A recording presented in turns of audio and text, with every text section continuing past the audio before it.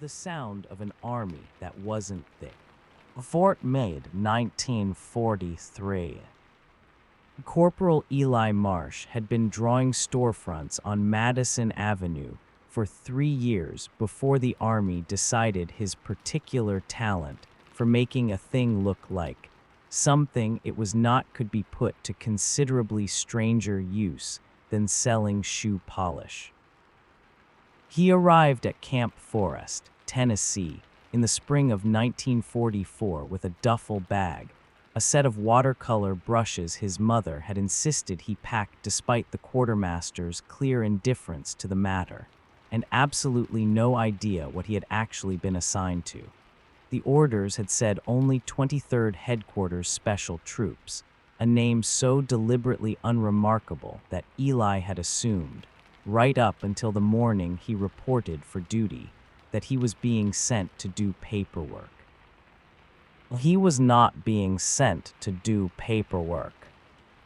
"You are looking," said the sergeant who met his truck at the gate, a wiry man named Halloran who had, Eli would later learn, once designed department store window displays in Chicago,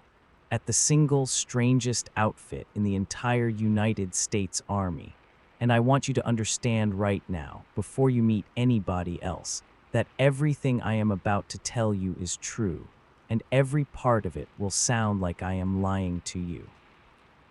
He was not lying.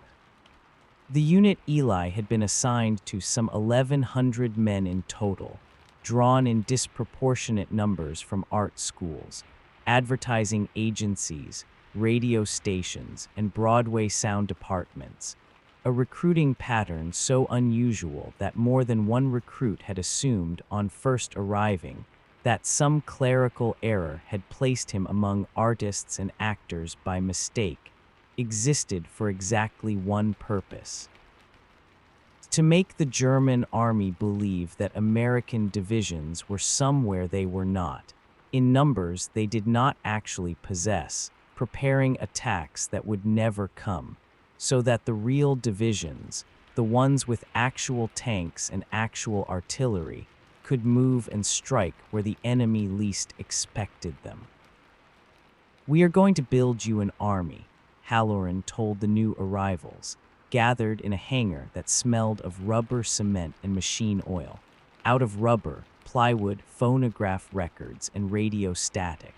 "And if we do our jobs well enough, German intelligence officers are going to spend the rest of this war drawing maps with entire American divisions marked on them in places where there is, in fact, nothing at all but 400 of us, and a very great deal of very expensive noise." What the enemy says. The rubber tanks arrived by the truckload, deflated, folded into crates no larger than a large steamer trunk. And it was here that Eli's peculiar civilian training turned out to matter more than any of his 3 months of basic training ever had. "A tank isn't just a shape," explained Corporal Danny Whitfield, a set designer from a Philadelphia theater company who had been with the unit since its formation, and had in the process become something of an unofficial authority on the fine art of convincing an aerial reconnaissance photograph that 400 pounds of inflated rubber was 30 tons of steel. Any fool can inflate a rubber balloon shaped like a Sherman and prop it up in a field. The Germans have photographed real tank parks 1,000 times. They know exactly what a real one looks like from the air, the tread marks pressed into soft ground, the way real vehicles cluster with irregular spacing, because real drivers don't park in perfect rows, the shadows a real tank casts at different times of day, the exhaust staining on the ground beneath a vehicle that's actually been running its engine. If we just inflate the rubber and walk away, any competent reconnaissance photographer will spot it in about 4 seconds, and then every dummy we've ever built becomes worthless the moment they learn to recognize our work. This turned out to be the actual discipline of the unit, far more demanding than Eli had imagined a job involving inflatable tanks could possibly be. Not merely building the decoys, but building the entire evidence of an army around them, driving real jeeps in looping patterns through muddy fields to leave authentic tread marks before the rubber tanks were ever inflated and set in place.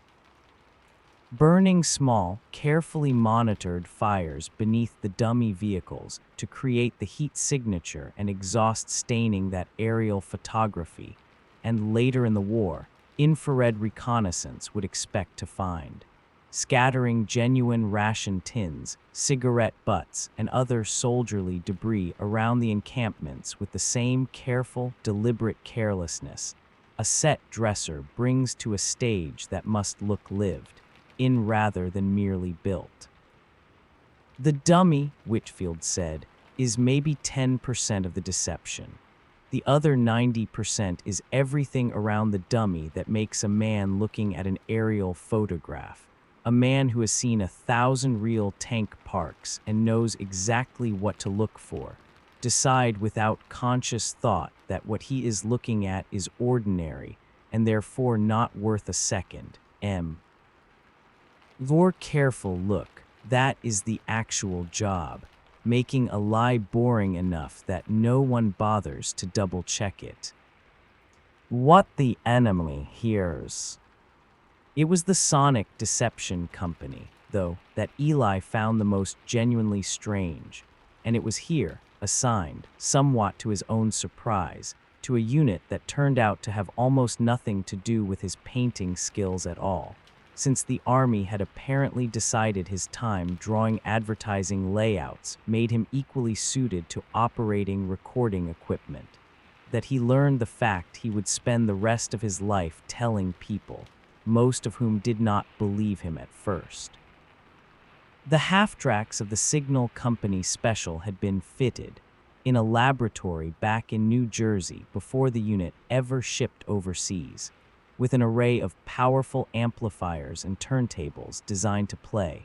at volumes loud enough to be heard from as far as 15 miles away under the right atmospheric conditions, recordings that had been made months earlier at Fort Knox, where real armored divisions had rehearsed at the request of a small and very secretive team of sound engineers.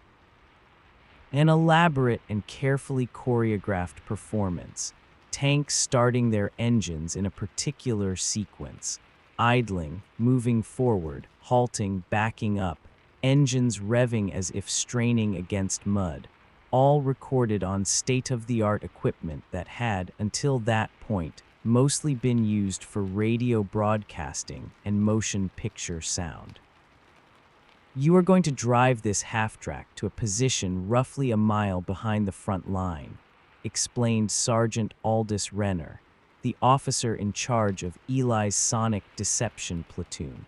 a former sound engineer from a New York radio station whose calm, unhurried manner of giving orders never seemed to fully match the outlandish nature of what those orders actually required. And at 11 o'clock tonight, you are going to play. At a volume roughly equivalent to a genuine armored column of some 200 vehicles, a recording of exactly that, 200 vehicles moving into position over roughly the course of an hour, exactly as a real column would sound doing exactly that. There is no real column, Corporal. There are 4 half-tracks and about 40 men in this entire sector tonight. But somewhere across that valley, a German listening post is going to hear, very distinctly, on a still night with the wind carrying sound the way it does across open ground, an American armored division taking up positions for an attack that isn't actually going to happen, at least not here, at least not tonight, and that is going to change, in ways we cannot always predict but can generally rely upon, exactly where that listening post's commander decides to concentrate his own defense. It worked, Eli would learn over the following months, with a consistency that still struck him, even after he had seen it succeed a dozen times, as faintly unbelievable. Not because the recordings were flawless, which they were not, containing the occasional audible seam where one section of tape had been spliced awkwardly to the next, but because a listening enemy, hearing what sounded overwhelmingly like the ordinary, expected noise of a large armored force assembling in the dark, rarely paused to consider whether the sound might be manufactured at all. A soldier straining to hear an approaching enemy through the dark, and the fog was listening for exactly the pattern the recordings were built to produce, and having found it, had little reason to doubt his own ears. The Third Army that never was. It was in the summer following the Normandy landings, in an operation Eli would only later learn had been intended to deceive German intelligence about the true location and strength of General George Patton's advancing forces, that he first understood the true, staggering scale of what the unit was capable of achieving when its various specialties, the visual deception, the sonic deception, the radio deception, and a fourth, quieter specialty he had not yet fully appreciated, were combined into a single, coordinated performance. The unit's radio operators, it turned out, possessed perhaps the strangest skill of all, the ability to impersonate, with such precision that experienced German radio intercept operators were repeatedly and thoroughly fooled by it, the specific transmission habits of real American radio operators from real divisions that had, in fact, moved elsewhere entirely. Every radio operator, Eli learned, had a distinctive way of sending Morse code, a particular rhythm, a characteristic hesitation before certain letters, an individual's unconscious signature as recognizable to a trained ear as a handwriting sample, and the 23rd's radio deception specialists had spent months studying recordings of real divisional radio traffic specifically to learn and reproduce these individual signatures. So that a German intercept operator monitoring the airwaves for the distinctive fist, as radio operators called it, of a particular unit signalman would hear exactly that signature, transmitting exactly the kind of routine, administrative traffic a real division actually stationed in that sector would produce, supply requests, weather reports, the small mundane chatter of an army going about its ordinary business, reinforcing, through an entirely separate channel of evidence, the same deception the rubber tanks and the sound trucks were building visually and acoustically. Think of it as 4 different lies, Sergeant Renner explained to the assembled unit before the operation began, each one independently unremarkable, each one boring enough on its own that no single German intelligence officer looking at any single piece of evidence would think twice about it. A photograph of tanks in a field, a radio operator's routine traffic, a sound of engines on the night wind. A patch sewn onto a soldier's shoulder in a town where our own men, on deliberate leave passes, make cert to be seen drinking in the local tavern, wearing shoulder patches from divisions that are, in reality, 200 miles away doing something else entirely. No single piece of that evidence would fool a careful intelligence officer for long if he examined it in isolation. But 4 independent pieces of evidence, arriving through 4 independent channels, visual, acoustic, radio, and human, all telling the exact same lie in slightly different languages, at slightly different times, is a very different and considerably more convincing thing than any single lie told once. That is the entire craft of this unit, gentlemen. We do not tell one good lie. We tell the same lie 4 times, in 4 different voices, until the truth of it becomes, to anyone trying to piece together what we actually are, simply too consistent across too many independent sources to seriously doubt. A lesson in boredom. It was during the long, tense weeks of that operation that Eli came to understand something about deception that no training film back at Camp Forest had ever quite articulated, though he suspected, looking back later, that men like Whitfield and Renner had understood it from the very beginning. The hardest part of this work, Whitfield told him one evening, as the two of them touched up the exhaust staining beneath a row of dummy artillery pieces that had been sitting in the same field for 4 days, isn't building a convincing fake. Any skilled hand can build a convincing fake, given time and materials. The hardest part is making the fake boring. An intelligence officer who spots something that looks slightly too perfect, too dramatic, too much like exactly what a textbook example of a tank park should look like, starts asking questions because real armies are never quite that tidy. Real soldiers leave litter in the wrong places. Real vehicles get parked at slightly wrong angles because the driver was tired, or the ground was soft, or he simply didn't care that much about symmetry at 2 in the morning. Real camps have the particular, unglamorous mess of thousands of exhausted, homesick young men going about the unglamorous business of waiting for orders. If we make our decoys too perfect, too dramatic, too much like a Hollywood set designer's idea of what a tank park should look like, which I will admit is a professional temptation for men like me, who spent our whole careers before this war trying to make things look impressive rather than trying to make them look boring, we give the whole game away. The goal is never to impress the enemy. The goal is to bore him into not looking twice.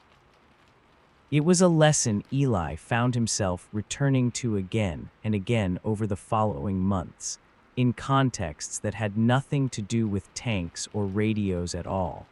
The particular discipline required to make a lie unremarkable enough that no one thought to question it, a discipline that seemed to him, the longer he practiced it, considerably harder than the more obvious skill of making a convincing fake in the first place. The cost of being convincing. Not every operation went smoothly, and it was in the autumn of that year, during an operation along a stretch of front that the official records would later refer to only obliquely, that Eli learned the sharpest and most sobering lesson of his entire time with the unit, a lesson about exactly what it cost to be as convincing as the 23rd had trained itself to be. The unit's decoys, by this point in the war, had grown so effective at drawing enemy attention away from the real front lines and toward the fabricated ones that German artillery, on more than one occasion, had begun shelling positions that contained nothing more than rubber tanks and 40 exhausted men operating sound equipment, a genuine hazard that the unit's commanders had known from the very earliest planning of the entire deception program. Was an unavoidable and rather grim cost of the work succeeding as intended, a decoy convincing enough to draw enemy attention. Way from a real division was, by that same measure, convincing enough to draw enemy artillery fire toward the small handful of actual soldiers standing in the field maintaining it. Eli lost a friend that autumn, a quiet, gifted illustrator from Ohio named Corporal Weiss, who had spent his civilian years drawing technical diagrams for a manufacturing catalog, and had, in the unit, become one of its most skilled artists at rendering convincing shadow and shading onto flat plywood cutouts to simulate the three-dimensional bulk of real vehicles from a distance, to an artillery barrage that landed. With the particular and terrible irony, the entire unit understood all too well, on a position whose only actual military value was the very convincingness of the lie it told. "He would have wanted you to know," Sergeant Renner told the assembled platoon, in the subdued days that followed, in words that Eli would carry with him for the rest of his own long life, that the barrage that killed him almost certainly meant a real American division, somewhere else along this front, was left alone that same night, doing whatever real work it needed to do without German artillery paying it the same attention. That is a hard trade to explain to anyone who did not serve in this particular unit, and it is a harder trade still to feel any comfort in the moment. But it is the honest arithmetic of the work we do here, gentlemen, and I would rather any of you hear it plainly from me now than discover it slowly and bitterly on your own, over the months of this war that remain ahead of us. Every lie convincing enough to save real lives elsewhere is, by that same exact measure, dangerous enough to cost lives here, among the very men telling it. We do not get to have one kind of convincing without the other. What history would later forget? It was not until many decades after the war, long after Eli Marsh had returned home, resumed his career in commercial art, married, raised 2 children who grew up with only the vaguest sense that their father had served in some unusual capacity. They were never quite able to get him to describe in detail, and grown old enough to begin, in his final years, quietly setting down an account of his own service for whatever grandchildren might one day care to read it. That the full scope of what the 23rd Headquarters Special Troops had actually accomplished began to be more widely understood outside the small circle of veterans who had served in it. The unit's records had been classified for decades after the war's end, its methods considered sensitive enough that even the men who had served in it were, for years, discouraged from discussing the specifics of their work in any detail, a secrecy so thorough that Eli's own wife did not learn until nearly 40 years after the fact. That her husband had spent the final year of the war operating recorded tank sounds from the back of a half-track and touching up the exhaust staining on inflatable artillery pieces, work that had, by the most careful later estimates historians, were eventually able to assemble from the declassified records, been credited with saving an estimated 15,000 to 30,000 American lives across more than 20 separate deception operations conducted between the Normandy landings and the war's final months. A unit of barely 1,100 men, most of them artists, actors, sound engineers, and advertising men rather than combat soldiers in any conventional sense, whose entire wartime contribution had been to convince the German army, again and again across an entire theater of war, that American strength existed in places where it did not, so that American strength could instead be applied, undetected and unexpected, exactly where it actually mattered. People hear the story now, Eli told his granddaughter in one of the last interviews he gave before his death, recorded for a local historical society that had, by then, taken a considerable interest in the by now largely declassified history of the unit. And they want it to be a funny story, a curiosity, a strange little footnote about inflatable tanks that they can tell at a dinner party. And it is that, I suppose. I will not pretend some of it wasn't funny. At the time, there is something genuinely absurd about 4 grown men struggling to keep a rubber Sherman tank from blowing away in a strong wind, and we laughed about it plenty, in the moments we were able to laugh about anything at all. But I would ask anyone hearing this story to remember, also, that it was won the same way any other part of that war was won, at a real cost, paid by real men, in service of a lie so carefully and completely constructed that an enemy army, staring directly at the truth of an empty field, chose again and again to believe instead in the sound of an army that was never actually there. That is not a curiosity. That is one of the stranger and, I think, one of the more quietly remarkable able achievements of the entire war, and it deserves to be remembered as exactly that, rather than as a joke about balloons. Rotterdam, same war, different silence. There is a second story, less directly connected to Eli Marsh's own service, but woven in the deeper history of that war, into precisely the same fabric of things widely misunderstood or simply forgotten. A story Eli did not learn in full until many years after his own service had ended, when a chance conversation with a Dutch immigrant at a veterans gathering introduced him to a piece of wartime history that had nothing to do with tanks or radios at all, and that struck him. When he finally heard it in full, as carrying almost exactly the same lesson his own unit had spent a war learning, applied to an entirely different kind of deception altogether.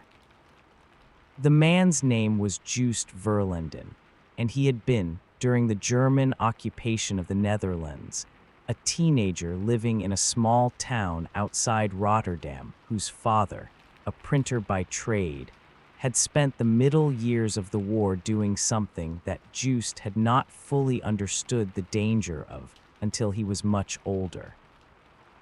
Producing on the same printing press his family had used for decades to print wedding announcements and local advertisements, forged identity papers for Dutch Jews and resistance members attempting to evade German deportation orders.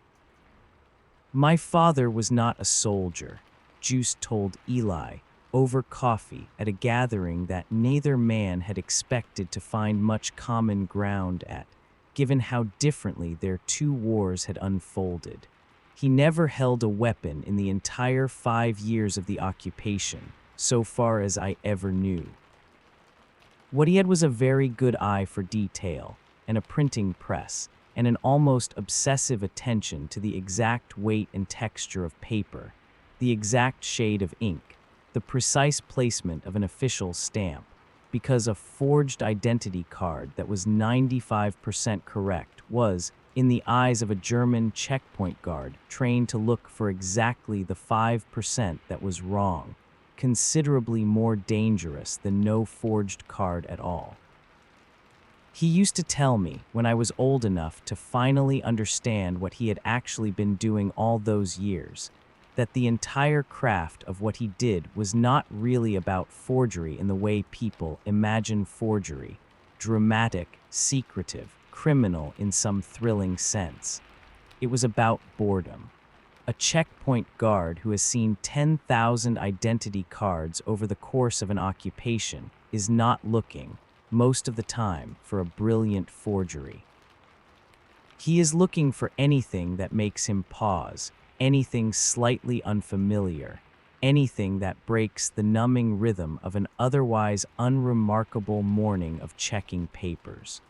My father's entire skill, the thing he spent years perfecting, was making certain that nothing about his forged papers ever gave a tired, bored guard any reason to look twice. Eli, hearing this, found himself thinking immediately of Whitfield and the exhaust staining beneath the dummy artillery pieces, and the careful, deliberate imperfection built into every decoy the 23rd had ever constructed.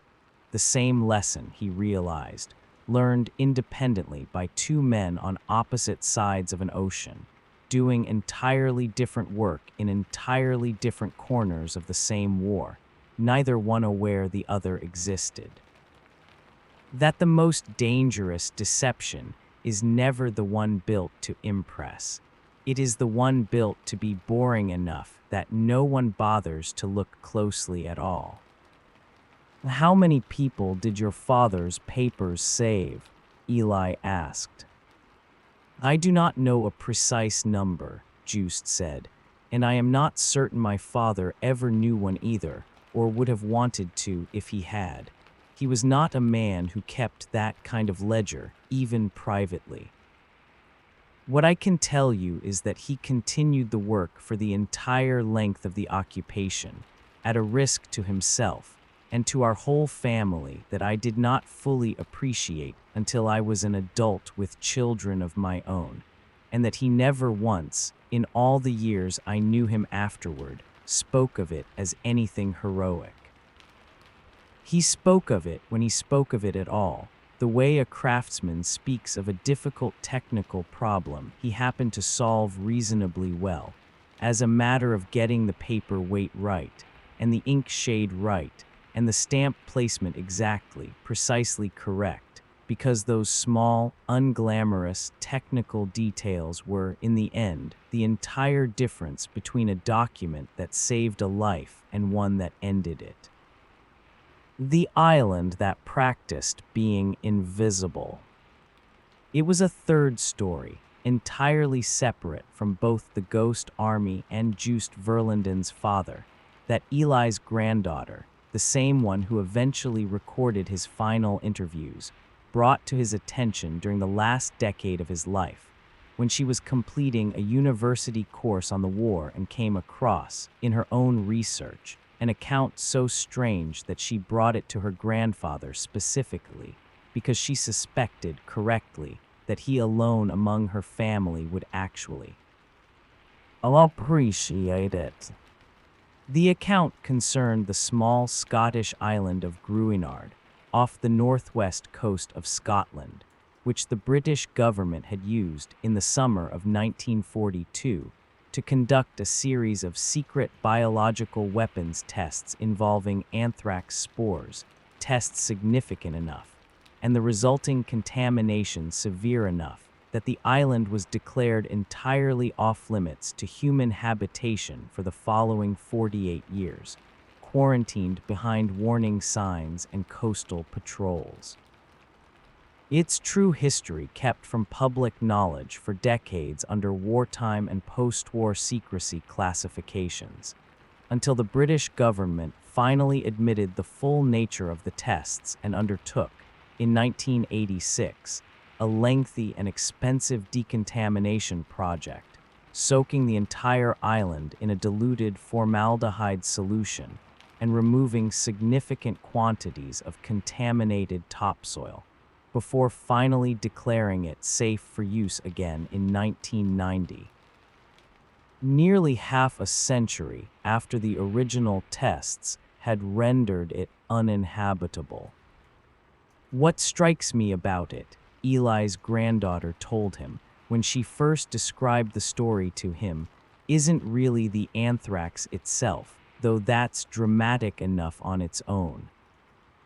It's how completely the whole thing was kept quiet for so long, an entire island, right off the coast of a country that was fighting for its survival, turned into ground so dangerous that no one could set foot on it for nearly 50 years, and most people, even people who'd lived their whole lives not far away, had almost no real idea what had actually happened there or why, for decades after the war ended.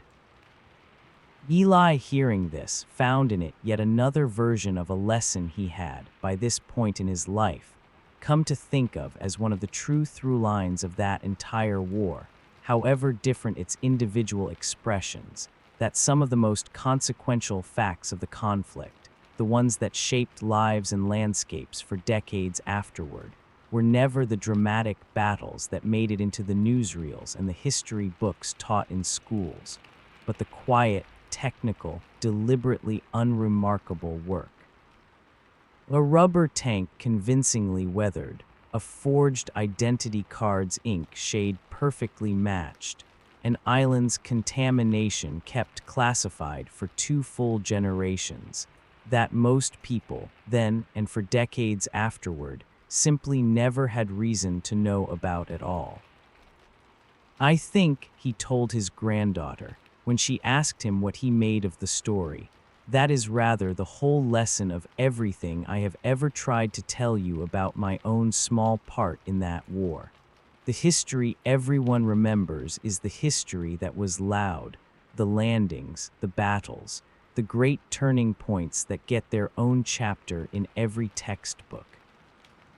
But so much of what actually decided things, so much of what actually cost lives or saved them, happened in the quiet, technical, unglamorous work that almost no one at the time was ever meant to notice at all, and that most people, even now, have simply never had occasion to learn. I would not have you think my own war was more important than anyone else's, or that any of these stories are more important than the ones you already know. I would only have you understand that there was a great deal more to that war, in every direction you care to look, than the loud parts anyone bothers to teach in school, and that some of the most remarkable of it was built, quite deliberately, to never be noticed at all, which is, I have come to think, its own strange kind of tragedy. That the very success of that work is the reason so few people ever learned it happened. What Eli never told anyone until the end. There was one final story, and Eli held onto it longer than any of the others, telling it in full only in the last interview he ever gave, some months before his death, in an account his granddaughter would later transcribe and keep among her own private papers, rather than including in the Historical Society's public record, at his own quiet request. It concerned the operation in which Corporal Weiss had died, and a detail Eli had never included in any of his earlier, more polished retellings of that autumn. I want to tell you the part I have never quite managed to say out loud before, he told his granddaughter, in a voice that had, by then, grown considerably more frail than it had been even a few years earlier. We were told in the aftermath that our decoy had done exactly what it was meant to do, that the German artillery which killed Weiss and wounded 2 others had been drawn away, for the better part of 2 critical days, from a real armored buildup some 6 miles to the north, a buildup that went on to achieve a real and significant breakthrough precisely because German attention and German shells were occupied elsewhere, occupied by us, occupied by rubber and plywood and recorded engine noise.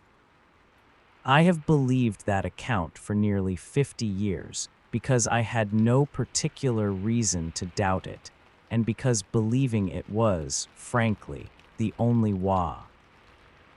I found to make any sense at all of losing a friend to an artillery barrage aimed at a lie. It was only very recently, reading some of the declassified operational histories your own generation of historians have finally been able to piece together, that I learned the fuller truth of it, which is that the intelligence officers who planned that operation could never actually be entirely certain, in the moment, precisely how much German attention our decoy was drawing, or precisely how much difference it made to the real breakthrough 6 miles north. War is not so tidy as the story I told myself for 50 years. It is entirely possible that Weiss died for a deception that worked exactly as intended. It is also entirely possible, and no one, even now with every archive finally open, can say for certain which, that it worked only partially or unevenly, or that the real breakthrough would have succeeded regardless, decoy or no decoy, and that the true accounting of what his death actually purchased is simply unknowable, and will remain unknowable forever.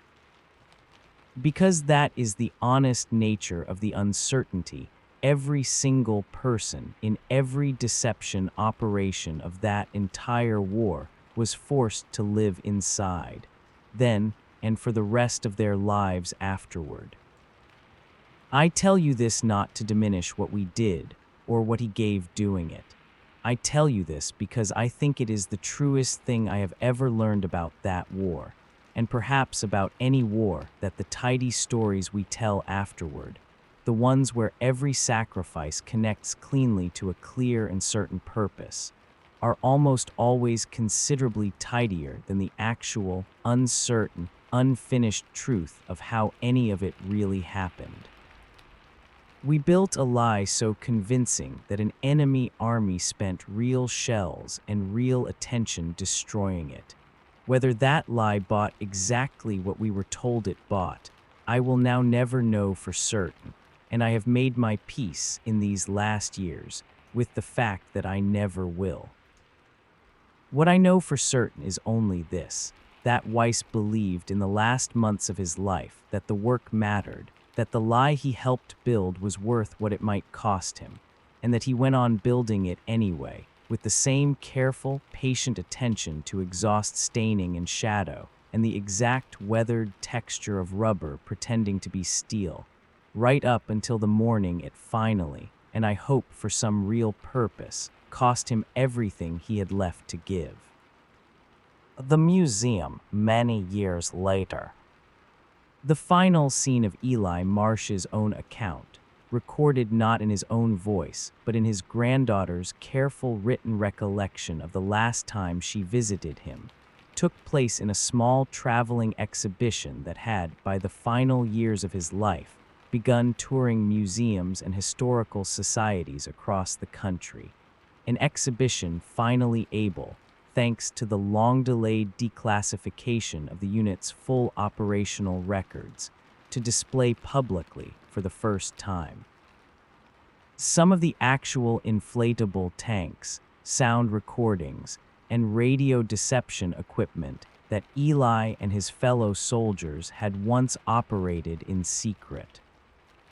He visited it in a wheelchair in the last spring of his life, accompanied by his granddaughter, and stood for a long while, or rather sat for a long while, since standing had become difficult for him by then, in front of a glass case containing a fully inflated rubber Sherman tank, identical in every visible respect to the ones he had helped weather and stain and position in French and Belgian fields 8 decades earlier, alongside a looped recording, playing softly through museum speakers. Of the exact kind of engine noise his own half-track had once broadcast across a mile of open ground in the dead of night.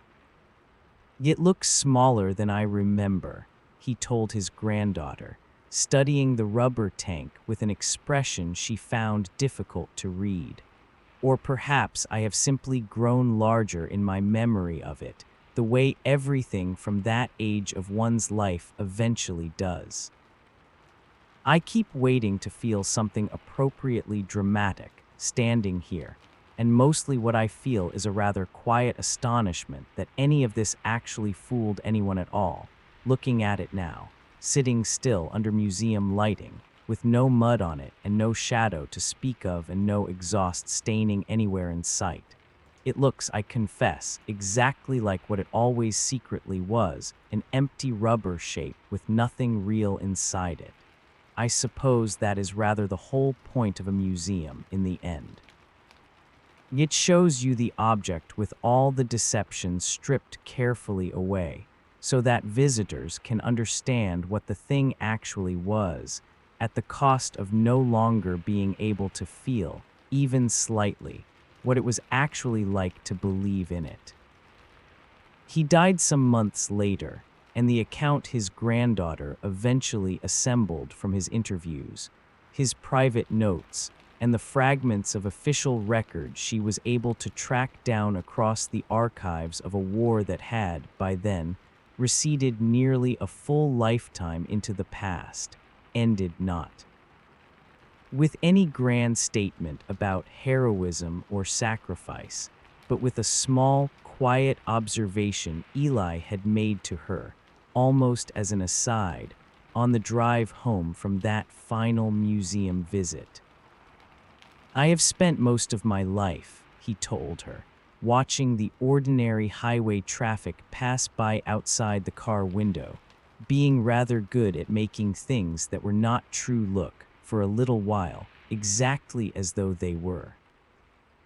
I did that for a war when I was young, and I have done it since in smaller and less consequential ways, in the advertisements I drew for 30 years afterward, which were, in their own much gentler fashion, exactly the same craft, making a thing look more impressive, more desirable, more convincing than the plain truth of it might otherwise have seemed. I do not know that I ever fully made peace with how strange a skill that is to have built an entire life around, in war and afterward both. But I have come in these last years to believe that there is an honest and even a valuable version of that skill, provided a man is careful about what he chooses to use it for, and I would like to be remembered, if I am remembered at all beyond the family who actually knew me, as someone who spent that particular, peculiar gift on something that was, whatever its costs and whatever its uncertainties, genuinely trying to save more than it ever cost. I am not certain that is a complete accounting of my life. I am fairly certain it is the truest one I have left in me to give. A note on what actually happened. The 23rd Headquarters Special Troops was a real unit of the United States Army, formed in 1944 and composed largely of artists, actors, sound engineers, and advertising professionals recruited specifically for their civilian skills in illusion and design. Using inflatable rubber vehicles, sonic deception equipment capable of broadcasting, recorded armor and infantry sounds across many miles, radio operators trained to impersonate the transmission patterns of real divisional signal units, and small teams of soldiers who deliberately wore the insignia of divisions stationed elsewhere while visiting local towns. The unit conducted more than 20 documented deception operations across the European theater between the Normandy landings and the war's end. Its methods remained classified for decades after the war, and historians who have since studied its declassified operational records have credited its work with saving an estimated 15,000 to 30,000 American lives, largely by convincing German intelligence that American strength lay in places where it did not,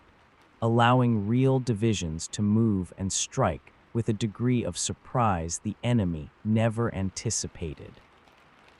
Its members called themselves, informally and with a certain dark humor that Eli Marsh and his fellow soldiers understood better than anyone, the Ghost Army, a fitting name for a unit whose entire wartime purpose was to be, quite deliberately, and at real cost to the men who built it, an army that was never actually there.